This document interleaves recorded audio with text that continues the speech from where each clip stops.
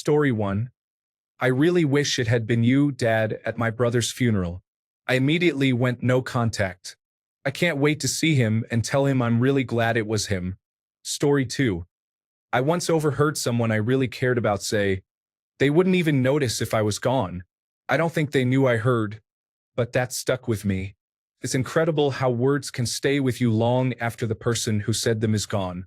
Story 3. You have no passion in life. You offer no promise of safety or security, said my girlfriend at the time. Years later, she called unexpectedly to apologize. In all fairness, I had to admit it was true to some degree. I was in a transitional period. Story 4. You are just someone who mows the lawn and pays half the bills. You mean nothing to me. This is the best thing I have ever heard on a birthday. Story 5.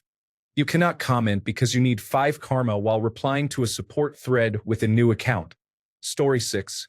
Yelled, why can't you just be normal? After being picked up from the hospital and suffering a miscarriage. This was said by an ex. Story 7. My dad often told me that I was the reason his life was difficult and that I would turn out just like my mother, who was frequently in jail for stealing from her job. He kicked her out when I was 7, and there was no contact afterward. He also made it clear that my younger sister was his absolute favorite, his blonde-haired, blue-eyed angel. Thankfully, he took his own life when I was 16, and life has been better since. Also, I have never been to jail and do not steal, so there's that. Story 8. My dad was my hero, and he passed away about 15 years ago. My husband, who is now my ex, never met him. One day, we were in a big argument, and he randomly said, I'd rather be with your father's rotten corpse than you. I punched him right in the mouth and got a divorce. Story 9. My current girlfriend said I am no longer attractive and then asked if she could be with someone else. Story 10. I worked with this woman 16 hours a day, 6 to 7 days a week, for months. We got close, and I fell head over heels for her. You could see us together for 5 minutes and know it. She knew it, our coworkers knew it, and our regular customers knew it. I didn't ask her out because she was married. She eventually moved on from the job, but we stayed in touch and remained close. One night, she showed up at my house, dressed elegantly. She looked attractive and told me she had split up with her husband, asking if I wanted to go out on the town with her. I agreed enthusiastically. After a quick shower, we headed out and had a great time. Near the end of the night, we found ourselves at a bar. She went to the restroom, and during that time, a salesgirl came by with teddy bears holding roses. I bought one. When she came back from the restroom, I presented her with the bear. She looked me in the eyes and said something I will never forget. You know this wasn't a date, right? I just asked you to come with me because I needed a designated driver. I laughed it off and replied that the bear was just to cheer her up. I left her dancing and went to sit in a corner to nurse a drink. About an hour later, she was ready to go. I took her home, made sure she was tucked into bed, and went home myself. I think she knew what she did that night. I only saw her one other time after that. Story 11. Cutting paper unnecessarily is said to be the reason for not succeeding, implying that I am the reason my family has no money. When you are young, it really hurts to think, what if it is true? But the main reason is that my dad refuses to get a job. The funny thing is, I am the person in my family with the most cash on hand. Story 12. The most hurtful thing ever said to me was, I wish you had never been born, by both of my parents numerous times, to the point where it almost lost its impact. If that makes any sense. Story 13. Definitely nowhere on the list, but I shaved my beard for the first time in 2 years last night. I came downstairs to my wife laughing. My son said I looked like Mario. I kept the handlebar mustache. My daughter said I looked weird, and my 2-year-old youngest wouldn't come near me. My wife has been asking me to do it for well over a year. That hurt pretty bad. Story 14. Good luck with your life, or what is left of it. That person knew that I have a serious illness and have experienced a lot because of it. Story 15. My mother called me a prostitute when I was 10 because I let a boy I was riding bikes with inside for 5 minutes to get a drink of water in the middle of summer. That was the first time I learned what a prostitute was and what sex was, while she was beating me. She was incredibly abusive, but because she went to church and acted nicely to other adults, nobody ever believed me. The few adults I trusted enough to confide in decided to go to my mother and ask her about it, which made them believe I was lying and resulted in me being beaten within an inch of my life. I never trusted another adult. Seeing Asian people in grocery stores or places I wasn't expecting them often gave me panic attacks into my 30s because it felt like most Asian people knew each other. Every time someone made even the most innocuous comment about me, my mother would find fault in my actions and punish me. Story 16. I heard you are planning to have a destination wedding. I would need to lose weight to attend, but I don't think it is worth the effort. Story 17. My class teacher in 3rd grade used to announce everyone's marks after the final exams, which is inappropriate behavior. However, when I scored the highest, she told my classmates to stop cheering because there was no way I could achieve that without cheating. People like that should not be around children. Story 18. Would love to see more of your current life on Facebook, including your living relationships, like your stepmother. After all, we are in the present, and that is what counts on Facebook. Try not to hurt your current relationships. This was from my dad's wife's father in response to me posting about missing my mother, who passed away a few years prior. He's a sweet guy. Story 19. Your father and I affected you deeply, making it hard for anyone to love you. My mother pretended to be self-deprecating while actually harming me. My family struggles to love themselves or others. Story 20. I'm not physically attracted to you anymore. My ex-husband said this after I struggled with ileostomy surgery. I was bleeding, exhausted, and crying softly. I was dangerously skinny from being so ill, but I still tried to put on makeup every day.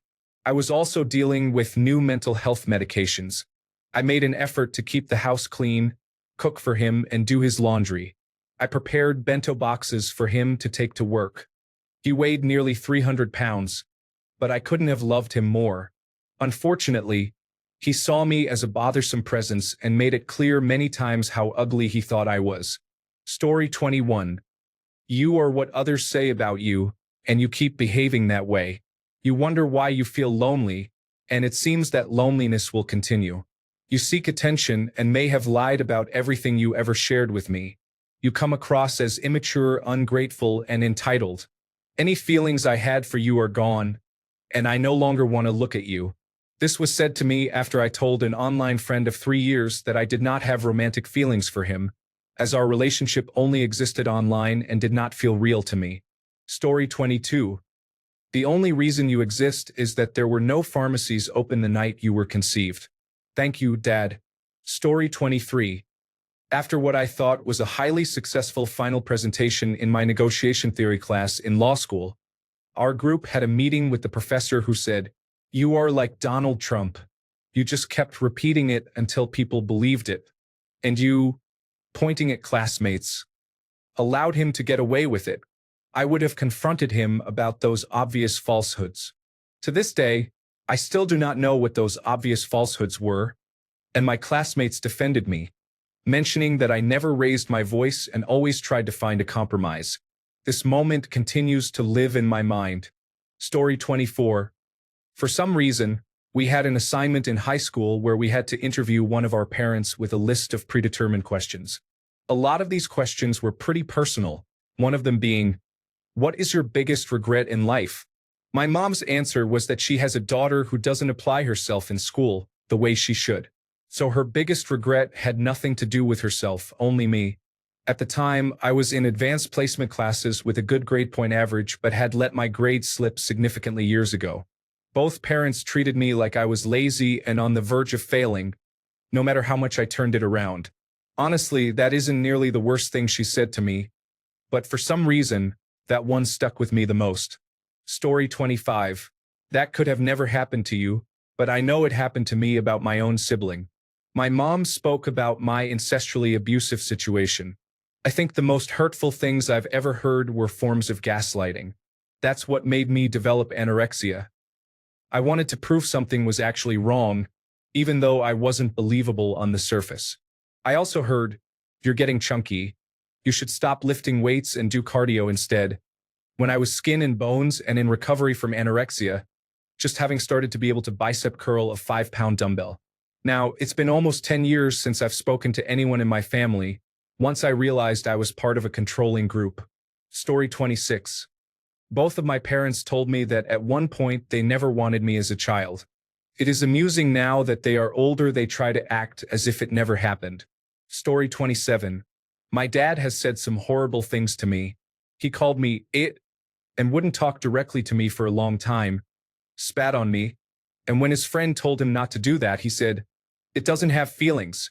I saw a news story about a child dying in a fire, and he said, "I wish that were you instead. It would be the happiest day of my life." He would call me a leech every day because I was a child and he was angry that he had to feed me. I don't know why he had such a problem with a 9-year-old, but I guess that's just how it was. Story 28. An old chief information officer told me that I had a victim mentality. He wasn't wrong, but it was difficult to hear it put so plainly. He and I never saw eye to eye, but that conversation made me a better manager and eventually a better leader. Story 29. People wonder if you even exist because they never see you. You never leave the house to prove you are real. Sometimes I even wonder. My husband said this to me, and the reason I don't go anywhere with him is that I have some social anxiety. He always leaves me to talk with everyone while I stand alone or with our children, knowing no one. Story 30. Being called a mistake by most of my family has been painful. Recently, I was told how hideous I am and that I am only good for a quick encounter and nothing more. I feel like I will never be wanted or valued by anyone. Story 31. My grandpa was yelling at me, and I told him he was hurting me and making me feel terrible. He responded with an even louder scream, emphasizing each word. "Forget your feelings." It was quite brutal. That's why I don't talk to him anymore. Story 32. My dad told me that hiding the fact I was raped for a few weeks was the same as him hiding an affair from us for several years. Story 33. "You are too dysfunctional to be with," said a guy who led me on for almost a year while hiding that he was dating others. I met my husband a few weeks later, and our 6-year anniversary is in a couple of weeks. Story 34. "You look like you are dead inside. I will never forget it. After that, I took sleeping pills and nearly died. I am glad I am here, definitely glad. I would have missed so much." Story 35.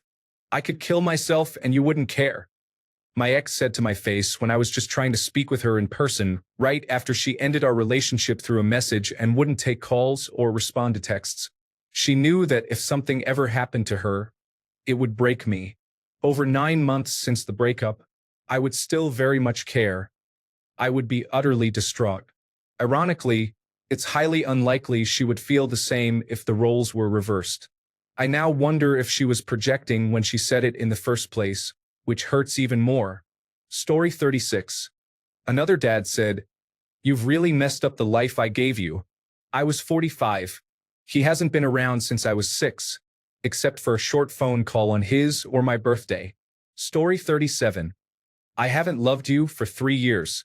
I just broke down and finally told you today." Story 38. Not me, but it still hurt to hear about it. My cousin, who is adopted, was told by his mom in a moment of anger, "I wish we never adopted you." She apologized shortly thereafter, but it is still a horrible thing to say. I am adopted myself, and when he told me about it, I was disgusted. I don't think I could ever forgive my parents if they said that to me. Story 39. My dad was abusing me and I went to my grandmother. Turns out she knew, but this has always happened in my family. That one hurt. Story 40. My little brother is in prison for a serious crime. I supported him both emotionally and financially during the 2 years leading up to his trial. The day before he agreed to a plea deal, he blamed me for everything wrong in his life and made inappropriate and false allegations against me. I haven't talked to him since and have no plans to. Story 41. You weren't wanted, but I suppose I loved you when you arrived. My mother. If it weren't for you, your mother wouldn't be in this situation. My mother's sister.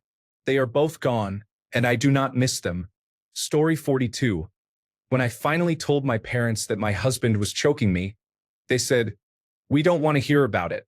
Story 43. I was using you to make my best friend feel jealous, a person who acted like my best friend for 3 years. Story 44. My dad talked to me about spending a lot of time with his girlfriend and not being around much.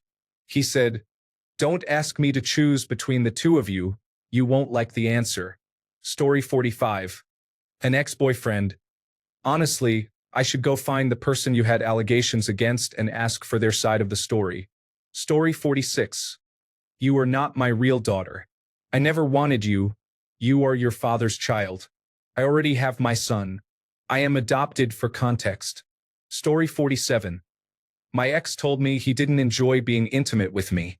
I lost my virginity to him, which affected me for a long time. Story 48. My friend at the time yelled at me, "He grabbed you," while we were having an argument. I was left speechless. Story 49. My boyfriend said to me, "You are a pain." I was expressing my fears and insecurities about him going to get a massage. Although I acknowledged that my concerns were silly and irrational, I remained somewhat self-aware and was simply sharing what was on my mind. We had already come to a solution, but I guess my sharing became the breaking point for him. My boyfriend is aware that I'm fragile due to my previous abusive relationship. He knows I worry about being a burden and never want to impede his social life or activities. Although his comment wasn't the worst or most hurtful, it impacted me greatly, and to this day, it's really all I think about. We're okay, and I'm healing, but I guess I should stop dwelling on it. I love him, but the thought that he sees me as a burden hurts. Story 50. You are lying when I wasn't.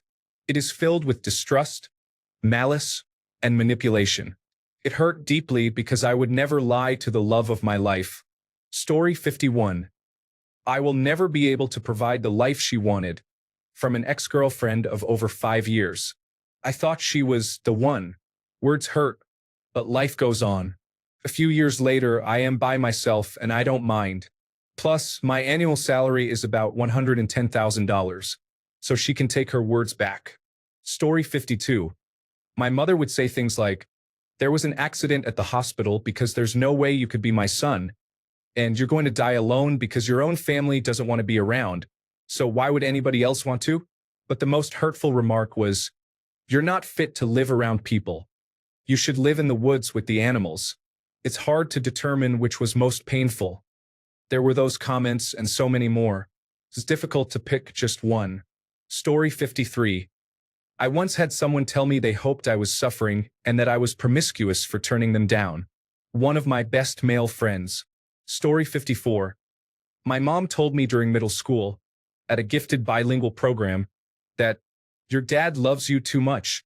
I need to bring you down a notch or two. In my early 30s, after earning a master's degree from an Ivy League school and owning a beautiful home, she said, "You're a bad woman because you don't want to give birth. It's a wife's duty." I never liked my mom, even though everyone else said she was the nicest woman they had met. She was just not nice to me, her only daughter with 2 older brothers. Her words cut deeply, and I would never forget them. Story 55. One of my grade school teachers had me come to the front of the class and stand there while she berated me in front of everyone else. She told me that I was worthless and would amount to nothing in life, all because the class bully broke something of hers and blamed it on me. Story 56. I moved back home to my parents' house for a month or two, and my father was not happy. He said to me, "Don't ruin my retirement by living here." I was stunned and moved out the following week. Story 57. I'll never be like you, my brother said. You're a waste of sperm, my father remarked.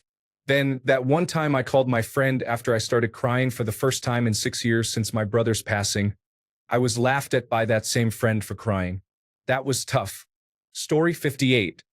The sponsored comment is ready to help. Say it right the first time with Caruso, WellSet's fastest and most advanced AI voice model. Story 59. No one would ever be proud of you. Cheers, Mum. Other words were, I'm too old to change, and I'll never say I'm sorry. I literally begged and pleaded with her for a healthier relationship and for her to stop spreading lies about me to family and shaming me. So, I sought acceptance of her and the situation as it is and decided to move on. I deserve better. I've let her and her influences go. 4 to 5 years later, I am free of all of this. I don't feel upset or even angry writing this. I feel at peace, which is all I have ever wanted. The reason I am sharing my story is to give people hope. Family breakdowns are incredibly difficult, and it can take years, it took me 40 years, to completely find a way through the continual upsets and navigate different approaches in an effort to ensure I tried everything before walking away. Of course, among that, there is the personal development and self-healing side, which we must also pursue along the way because family knows how to hurt us the most. What I am saying is that this is a lengthy process, but every step you go through gets you closer to a point of either resolution or the strength and assurance you will need when the time is right for you to walk away that final time and never look back. Story 60. I had severe acne as a teenager. I remember sitting in class one afternoon when the sun was shining on my face because of the position of the table. I turned to face the person next to me, and he said, "My God, you're so ugly." Any shred of confidence I had left me at that moment, and I didn't really recover until 15 to 20 years later. Story 61. A parent during a depressive episode said they didn't love me and wanted me out of the house. It was all a lie brought on by the episode, and within a few hours they were crying and apologizing. We made up. That was a strange day to be a 12-year-old. Story 62. There are too many traumatic memories in my mind. I can't even decide which one was the most hurtful. Story 63. Good luck was said by the first woman for whom I developed genuine feelings in 15 years, and the first person I considered a true friend since the 4th grade. The implications, context, and delivery of those words hurt deeply. It felt like the last 2 words in 2 excruciating text messages conveyed that everything I felt, experienced, and the effort I put into respecting the fact that my feelings were not reciprocated were insignificant and inadequate. It was particularly painful when she listed many grievances about me and implied that I would use my diagnosis as an excuse, something I intentionally avoided since I was diagnosed. I can only assume this was a judgment of how she perceived my character. In the end, however, I should thank her. She gave me a reason to improve my time management, communication, and social skills. Story 64. I am a low-grade woman because I am pierced, tattooed, child-free, and overweight. I will suffer more just by being alive, so they won't tell me to harm myself. If I am in any kind of relationship, it won't last because I feel like I have an expiration date. Story 65. Talking to someone else about me, she said, "He's really funny, but he's not attractive." A girl I had slept with a couple of times said this about 27 years ago. Since then, we had a relationship for 2.5 years, broke up for a few years, and then we've been together for 20 years. She probably doesn't remember saying it as we were drunk at the time and I've never mentioned it. She has called me handsome a few times since then, but I take it with a grain of salt. Story 66. My mom said she was disappointed in me when I informed her I was transferring from the University of California, Davis to San Francisco State University. Story 67. I once tried on a Hollister polo that didn't fit me. My mom's response was that they don't want larger individuals wearing their clothes. Story 68. I told my ex-husband that I was on the verge of harming myself and needed help. His response was, "Well, sorry you feel that way, I guess." Story 69. 5 weeks after I left him, one day after my dad died suddenly, I thought, "It's been a long time coming in both cases. You'll get through it." He also said, "I'm having sex in the next month or 2, with or without you. Preferably without you. Your trauma makes it harder for me to enjoy myself. I am happy to say I stayed gone, and nobody will ever speak to me like that again." Story 70. When I left, my ex-boyfriend wasn't sad to lose me. He wasn't sorry for all he did to push me into leaving. No, he was just upset that I couldn't be a babysitter for his 2 children or pay his mortgage anymore. He said, "You're affecting my family and my finances. If you were a man, I would confront you right now." Story 71. My high school friend and I were discussing the universities we were considering applying to. I really only had one in mind, and she mentioned one that looked appealing, so I said I'd think about applying there as well. She told me I probably shouldn't, and when I asked why not, she said, "You wouldn't be able to afford it. You're poor." I was the last of three kids my mother was raising alone after my father had died a few years before. He had always been the primary breadwinner, so money was quite tight. I was always very aware of our financial situation, and that comment added even more pressure regarding the money I would be spending on school. Because we didn't have much money, I was quite far from popular at school. She was really my only friend. Story 72. I dislike you. Please leave and do not return. This was from my ex, who was surprisingly shocked when I ended our relationship. Story 73. I woke up every day for years wishing you would die, my wife said. I hope you crash your car, she also said. Story 74. My ex-husband told me I was fat and lazy. It sounds juvenile, but we were married for 20 years and he never mentioned my weight. He knew how insecure I was about it.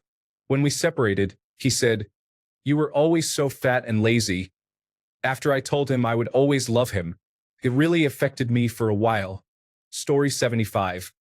When my mom would discipline me when I was younger, she used to say, "I wish I had never met your dad, so you would never have been born." I think it left some permanent scars that have affected my adulthood. Story 76. I'm not photogenic, which makes it challenging for me to pose for the camera when I'm outside or in a group photo. It's really tough being average. Story 77. You being a mother would be scary since you have borderline personality disorder, said my current boyfriend. I work with children on the autism spectrum now, and I have never known love greater than that. Story 78. Mother was talking to her friends when I was about 8 years old, and she told them that she didn't really get along with me, unlike my brother, who was 2 at the time. I know she was young, but the pressure to force women to have children when they are not ready seems so cruel. Story 79. My mom told me that I was ungrateful and a disgrace.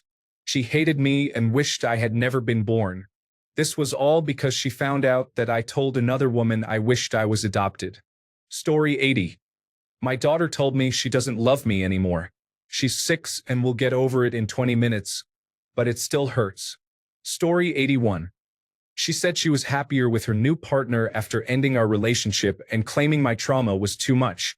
She told me she would be there for me but wasn't when it mattered. It still hurts. Story 82. Can you just stop? Said by my parents anytime I'm not quiet and soft-spoken around them. I have to hide my actual personality around them. Story 83. My father called me a fat cow in front of the school children who were eating lunch at our house, as my mother sometimes helped the nannies. This nickname followed me until the end of primary school. Years later, he told me that the reason he never gave me compliments was that I didn't deserve any. In short, a true breeder. Story 84. I struggled with depression and constant intense self-loathing thoughts for about 5 years. It had a significant impact on my life and all my relationships. I isolated myself to the point where I had no friends, which made me feel worse. I was always lonely and felt like I didn't fit in anywhere. One day, I told my wife that I wanted to seek help because I was frequently thinking about suicide and asked her if she could help me find someone to talk to. She became angry and told me that I needed to find a friend to talk to because she couldn't be my friend. Then she walked away to watch television. I fell apart, feeling like it was my fault she reacted that way and that I deserved it. Eventually, I went to therapy, where I discovered that she was a covert narcissist who intentionally made my life and my mental health difficult through manipulation and constant passive aggressiveness. She had convinced everyone, including my family, that I was an abusive person, so they felt sympathy for her and supported her instead of me. One day, I told my parents everything and declared that I was ending the relationship. I asked them for support and they agreed. However, when I got home, I found out that my mother had immediately contacted her after I left their house to ensure she was okay and to remind her that she is loved and will always be her daughter. My life is still challenging, but at least she is out of it. I will not have anyone in my life who has contact with her, so when I have to see my parents, I keep the visit as brief as possible. Story 85. Nothing. Nothing to I love you. Nothing after a good date. Nothing to I'm sorry. Nothing to why did you. But in words from my dad, We already had two, a boy and a girl. Story 86. The first thing that came to mind happened just before I walked down the aisle at my wedding. One of my bridesmaids said, "It's okay for you to marry a blue-collar worker, but I could never. We're no longer friends, and I have been happily married for 48 years. Story 87. My former boss, who had a little man syndrome, used to tell me frequently that I was unattractive and that was the reason I didn't have a girlfriend. Story 88. I'm female. Neither of my parents wanted a girl. They definitely catered to my two older brothers. Story 89. Dad told me that I wouldn't amount to anything in life in his native language, thinking I didn't understand, even though I very much do. Kept quiet, though. Story 90. I was in a relationship for 3.5 years, and I had an engagement ring in the works. She broke up with me after confessing to have cheated on me for several months. When I asked why, all she could say was that she liked when he treated her poorly. I will never forget that. Story 91. My older sister said I would never marry anyone respectable because I am neurodivergent and overweight. Story 92. You're bothering my wife and new child, said my dad as he told me to either go live with my aunt or find a new place to live. I had been out with friends. This was not a regular occurrence. For context, my father married a conservative Christian who has significant issues with control. This happened during my high school exams, which did not go well. I packed a bag and left the next morning. This is the same man who told me that I was too old to go back to school when I returned to college at 31. You are not that great with children. Despite the fact that I had been caring for kids with special needs throughout my teens and 20s, he accused me of whoring around the morning I came home and said I needed to see a doctor because I thought I had a urinary tract infection. In retrospect, I realized that what I experienced that night was not consensual. The person in question was giving me more alcohol while I was vomiting into his toilet. I don't remember much of the night. I could go on, but here are some notable examples. Story 93. Wanting me to dress up for your birthday party means you're kind of acting like your mom. I had a themed party for my birthday a couple of months after I had a life-altering surgery, and my best friend got upset that she had to dress up.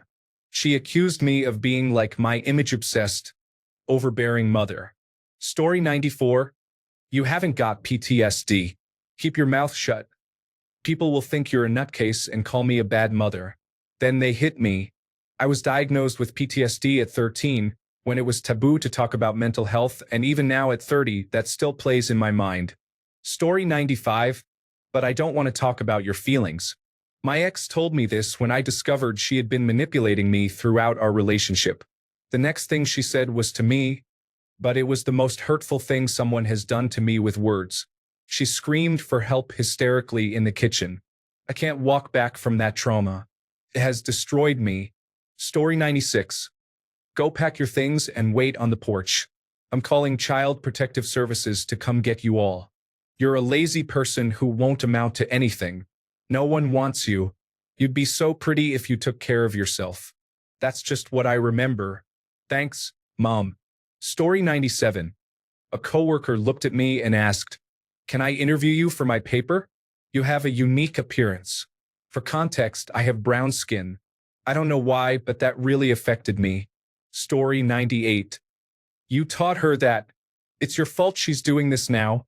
My mom said the night she found out my sister was struggling with self-harm.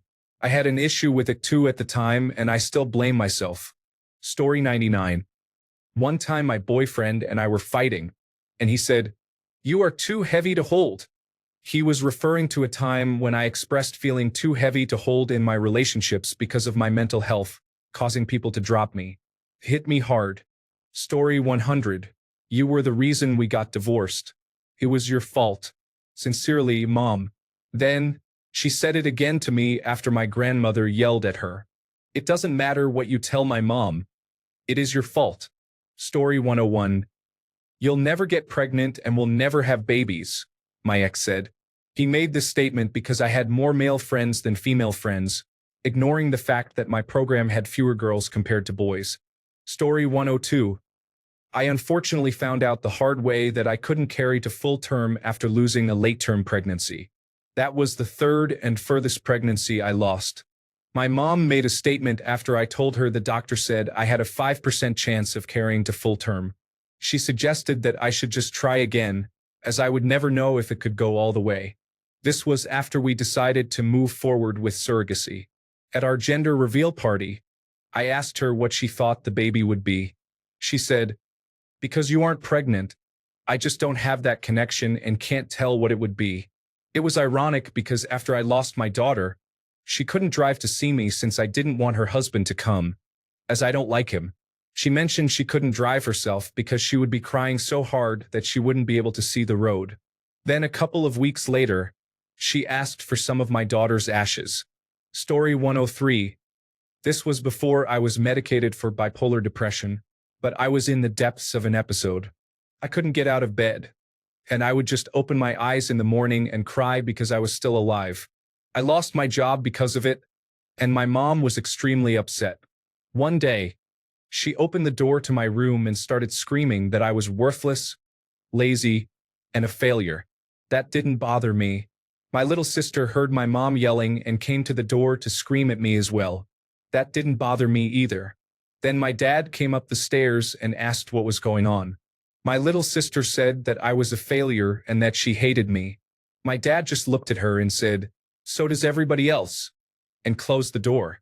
I don't know why, because I have never cared about what my family says about me, but that devastated me. It was 15 years ago, and I still think about it to this day. Story 104. My mom told me after my dad passed away that he stopped loving me after I had a teenage pregnancy at 14. Story 105. I grew up in an abusive family that had no qualms about telling me to end my life at age 14. They also called me stupid and fat, telling me I deserved to die. However, I learned from an early age not to care what they thought of me. The verbal abuse was still nothing compared to the physical abuse. After that, I went to college at 18. For an entire semester, my roommate, another friend who lived in our dorm building, and I spent every day together. I considered them my best friends and became very attached to them. In the middle of the school year, they confronted me, saying they had never liked or respected me. They claimed I had no redeemable qualities and that I wasn't smart or funny enough to be their friend. It devastated me, and I struggled with suicidal thoughts for years afterward. Story 106. I thought we were best friends. When he decided we weren't, he said the only reason I was friends with him was because my sister died, which was ridiculous. We had already been friends for years, and I had no idea my sister was sick. This was 2 years after she died. He did help me survive that loss, so I will always be thankful for the time we spent together. Story 107. You ruined my life, and since day one, you have been a hassle. Mom, you should have known your mother was not nice. I just ignored it. You are foolish. Dad, well, I guess you just deserved it. Sister, do not talk to them anymore. I still wrestle with feelings of not being good enough and that I never will be. Thanks a bunch for sticking around till the end of the video. Remember to subscribe, and until next time, stay awesome and goodbye.